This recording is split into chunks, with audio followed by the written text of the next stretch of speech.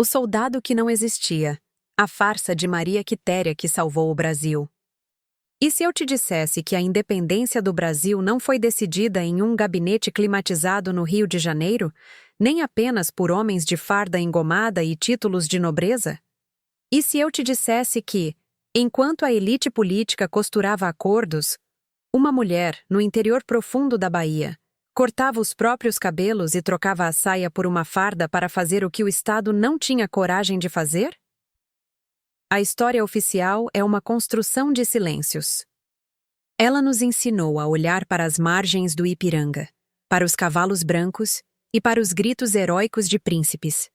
Mas ela nos ensinou, silenciosamente, a esquecer o cheiro de pólvora das praias baianas, o suor de quem não tinha nada a ganhar e a coragem de quem não tinha sequer o direito de existir fora de casa.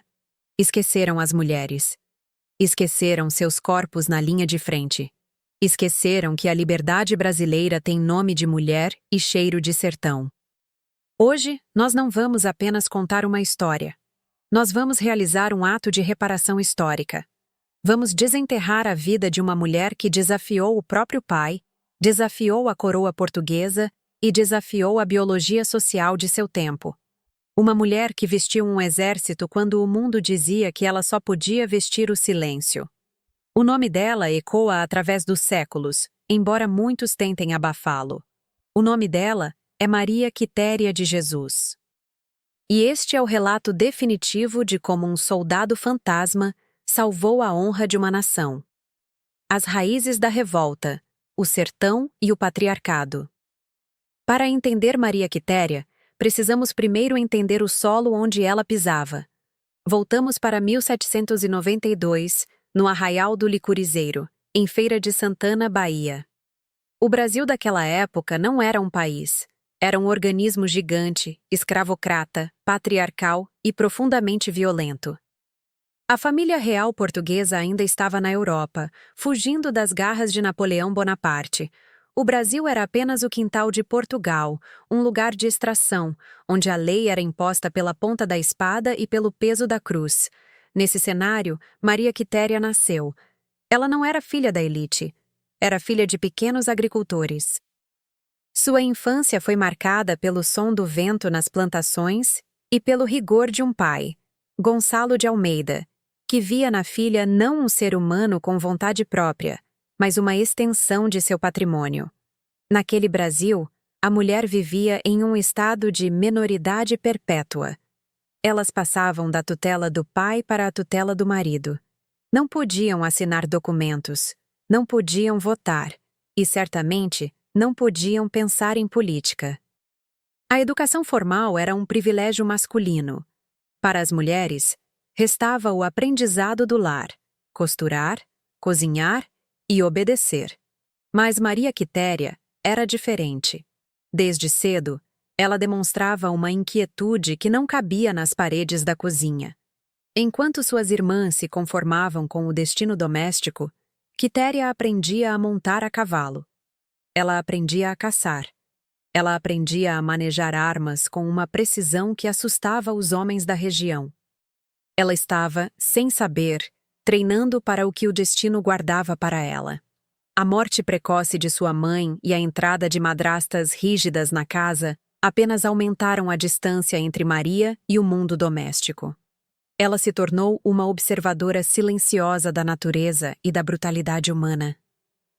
Ela via como os portugueses tratavam os brasileiros. Ela ouvia nos mercados e nas feiras os sussurros de que o Brasil precisava ser livre. A liberdade, para Maria Quitéria, não era uma ideia abstrata dos filósofos franceses. Era uma necessidade física. Ela via o pai ser convocado para contribuir com a guerra, via os homens partindo, e sentia um fogo interno que a sociedade chamaria de loucura, mas que a história chamaria de heroísmo. Por que ela deveria ficar para trás? Por que o seu braço, tão firme no tiro quanto o de qualquer homem, deveria ser desperdiçado em frente a um fogão enquanto o país sangrava? O teatro de guerra na Bahia. A resistência real. Chegamos ao ano crítico de 1822. O Brasil declarou a independência em setembro, mas na Bahia, a notícia foi recebida com canhões. Salvador estava ocupada pelas tropas portuguesas do general Madeira de Melo. A capital baiana era o porto mais importante do Atlântico Sul, e Portugal não ia entregá-la sem uma carnificina. Diferente do Rio de Janeiro, onde a transição foi mais política, na Bahia a guerra foi corpo a corpo. O recôncavo baiano se tornou um caldeirão de guerrilhas. Fazendeiros, escravizados, comerciantes e voluntários formavam o que se chamava de Exército Libertador. Foi nesse momento que o major José Antônio da Silva Castro chegou à casa do pai de Maria Quitéria. Ele buscava recrutas. Buscava homens dispostos a morrer por um ideal. Gonçalo, o pai de Quitéria, deu uma desculpa. Era velho demais e não tinha filhos homens. Aquele foi o estopim. Maria Quitéria ouviu a conversa escondida. Ela viu o pai negar o chamado da liberdade por uma questão técnica de gênero. Naquela noite, ela tomou a decisão que mudaria a história do exército brasileiro. Ela não pediu permissão. Ela sabia que o não já estava escrito nas leis dos homens. Maria fugiu para a casa de sua irmã, Josefa. Lá, com a ajuda da irmã, ela realizou sua primeira grande batalha contra o sistema, a metamorfose. Imagine a cena. O som das tesouras cortando longos cabelos escuros. O peso da farda do cunhado, José Cordeiro de Medeiros, sobre seus ombros. O pano apertando seus seios para esconder sua identidade. Maria Quitéria deixava de existir. Ali nascia o soldado Medeiros. Ela partiu sozinha para a Cachoeira, o centro da resistência. Ali, ela se apresentou ao Batalhão dos Voluntários do Príncipe. Ela não era apenas uma mulher disfarçada, ela era uma combatente técnica. Ela sabia atirar, ela sabia montar. E em poucas semanas, o soldado Medeiros se tornou um dos favoritos do comando, não por quem dizia ser, mas pelo que era capaz de fazer no campo de tiro. O cotidiano do soldado Medeiros. A arte da camuflagem. O alistamento de Maria Quitéria sob a identidade do soldado Medeiros não foi apenas um ato de audácia. Foi um exercício diário de sobrevivência psicológica. Imagine o que era, para uma mulher de 1822, viver em um acampamento militar cercada por centenas de homens. A rotina era brutal. O Exército Libertador não tinha o luxo das fardas impecáveis. Eram acampamentos improvisados no recôncavo baiano, onde o barro, a malária e a fome eram inimigos tão presentes quanto os portugueses. Maria Quitéria precisava ser 2 vezes melhor que qualquer homem para não levantar suspeitas. Ela acordava antes de todos para realizar sua higiene pessoal no escuro dos rios. Ela falava pouco, mantendo a voz em tons baixos, e evitava a proximidade física que os soldados, em sua camaradagem rude, costumavam ter. Mas a sua camuflagem mais eficiente não era a farda, era a sua competência. No Batalhão dos Voluntários do Príncipe, conhecido como o Batalhão dos Periquitos, devido às golas verdes de seus uniformes, o soldado Medeiros começou a ganhar fama. Não era uma fama de salão, era a fama do campo. Em treinos de tiro, Quitéria não errava. Enquanto recrutas rurais mal sabiam segurar um fuzil de pederneira, ela manuseava a arma com a familiaridade de quem nasceu para aquilo. Essa perícia foi sua proteção. Os soldados respeitavam o Medeiros, porque na hora do perigo, ele era o primeiro a avançar e o último a recuar. Ela transformou o medo de ser descoberta em uma fúria disciplinada. O batismo de sangue, a Batalha de Itaparica. Mas o teste definitivo não seria no treinamento, seria nas águas e nas areias da ilha de Itaparica, janeiro de 1823. A situação em Salvador era insustentável para os portugueses, mas eles ainda dominavam a Baía de Todos os Santos com seus navios de guerra. Itaparica era a chave. Se os brasileiros segurassem a ilha, os portugueses morreriam de fome. Se os portugueses a conquistassem, teriam uma base para destruir a resistência no interior. as forças portuguesas lançaram um ataque massivo. Navios imponentes, armados com canhões de grosso calibre, aproximaram-se da costa, cuspindo fogo e fumaça. O cenário era infernal. O estrondo dos canhões ecoava por quilômetros, fazendo a terra tremer sob os pés dos voluntários brasileiros. Maria Quitéria estava na linha de frente, defendendo as trincheiras improvisadas na areia. Imagine a perspectiva dela. O sol forte da Bahia, o cheiro acre da pólvora negra queimada, o som dos gritos de comando misturados ao lamento dos feridos. Quando os botes portugueses começaram a desembarcar os soldados na praia de Ponta das Baleias, a ordem foi de fogo livre. Maria Quitéria não apenas atirava, ela se movia com uma inteligência tática impressionante. Relatos históricos sugerem que, em dado momento, o combate se tornou anfíbio. Soldados brasileiros e portugueses lutavam com a água pela cintura. Dizem que Quitéria, em um ato de bravura quase suicida, liderou um grupo que avançou contra os botes inimigos. Ela não esperou o inimigo chegar à terra firme. Ela foi buscá-lo no mar. Ali, no meio do sangue que se misturava à água salgada, a figura do soldado Medeiros se agigantou. Ela capturou prisioneiros, desarmou oficiais e manteve a posição enquanto outros recuavam diante da superioridade de fogo portuguesa. Itaparica resistiu. E o nome do soldado Medeiros foi citado nos relatórios de bravura. Mas o destino guarda ironias. Foi justamente no auge de sua glória militar que o segredo de Maria Quitéria começou a desmoronar. Seu pai, que nunca aceitara a fuga da filha, descobriu seu paradeiro e enviou uma carta ao comando denunciando a fraude. Mas o que o Major Silva Castro viu diante de si não foi uma fraude, foi uma heroína. Quando a máscara caiu, a reação do comando não foi de punição, mas de assombro. Eles perceberam que o melhor soldado que tinham era uma mulher. A mulher de saia e fuzil. Uma nova identidade. A descoberta da verdadeira identidade de Maria Quitéria poderia ter sido o fim de sua carreira. Pelas leis militares da época, ela deveria ser mandada de volta para casa sob custódia, possivelmente para enfrentar o castigo severo de um pai humilhado. Mas o Major Silva Castro fez algo inédito. Ele percebeu que a moral da tropa estava ligada àquela figura. Expulsar Maria Quitéria seria expulsar a própria coragem do batalhão. Ele permitiu que ela ficasse, mas com uma condição: ela não precisava mais se esconder.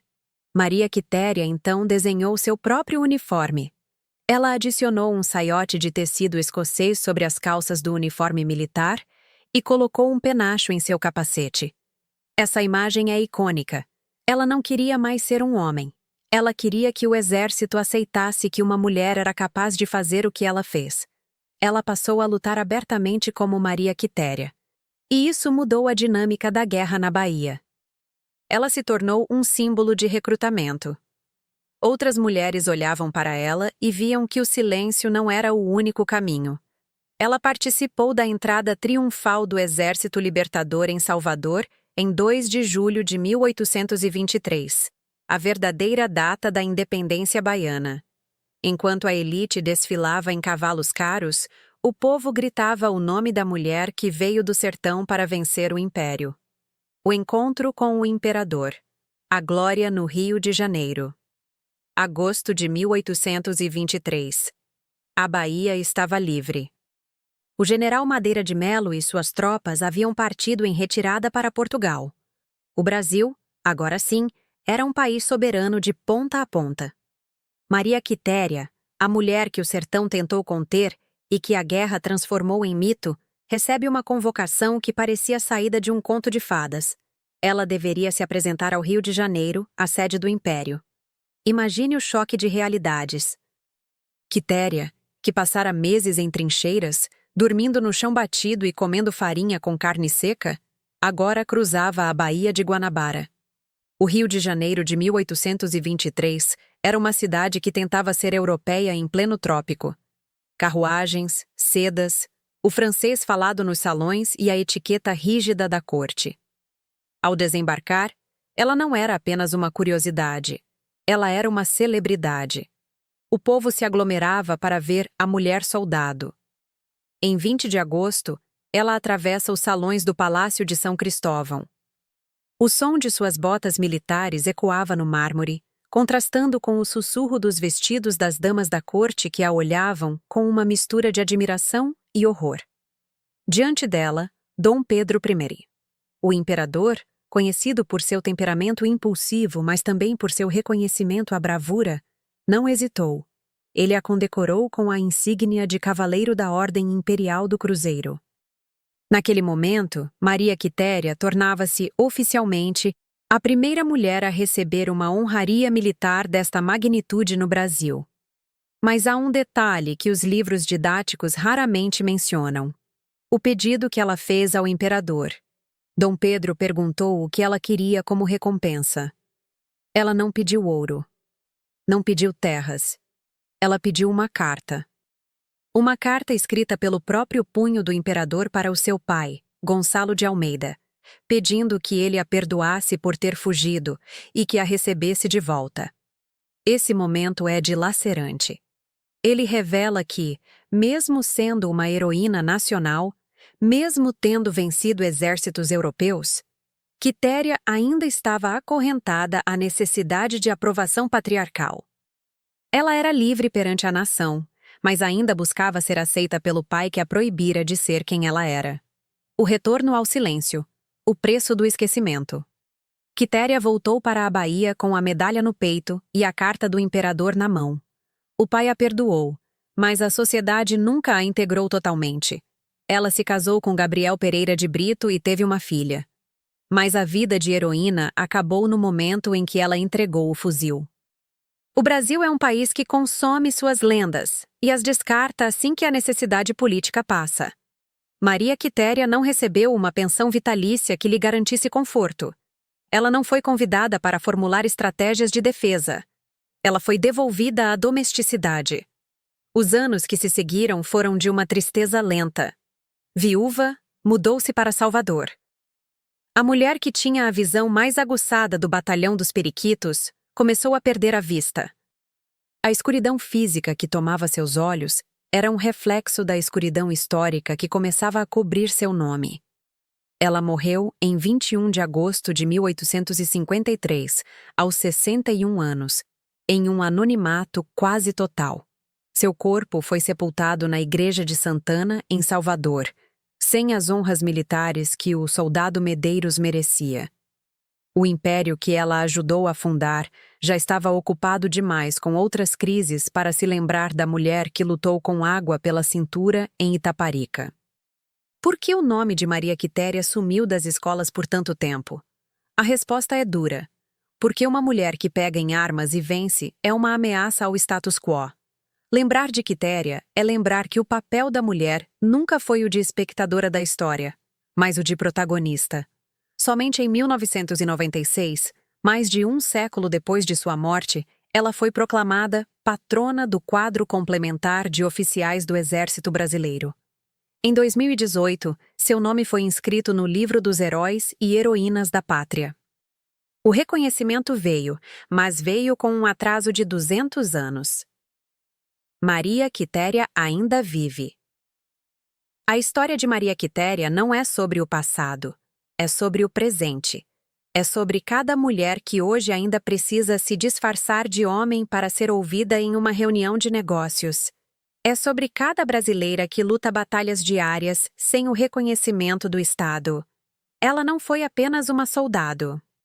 Ela foi a prova viva de que a identidade é algo que nós construímos com coragem, e não algo que nos é imposto pelo nascimento. Maria Quitéria de Jesus atravessou a história à força. Ela cortou o cabelo para que nós pudéssemos manter nossas cabeças erguidas. Que este vídeo não seja apenas um relato, mas um gesto de reparação. Que toda vez que você ouvir falar da independência do Brasil, você não imagine apenas barões e príncipes. Imagine uma jovem baiana, com um saiote sobre a calça e um fuzil na mão, caminhando em direção ao mar para garantir que este solo fosse nosso. Maria Quitéria não aceitou o silêncio. E nós também não aceitaremos que ela seja esquecida.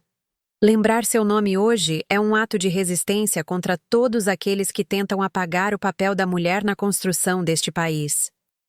E você, de onde está assistindo a este documentário? Já conhecia a face guerreira de Maria Quitéria? Ou a história que te contaram foi outra? Se você acredita que a história do Brasil precisa ser recontada com justiça, inscreva-se no canal Mulheres Apagadas da História. Curta este vídeo e compartilhe com alguém que precisa saber que a nossa liberdade foi conquistada por mãos que a história oficial tentou esconder. Comente abaixo sua cidade e sua opinião. Enquanto houver mulheres esquecidas, a nossa história seguirá incompleta. Até o próximo resgate histórico.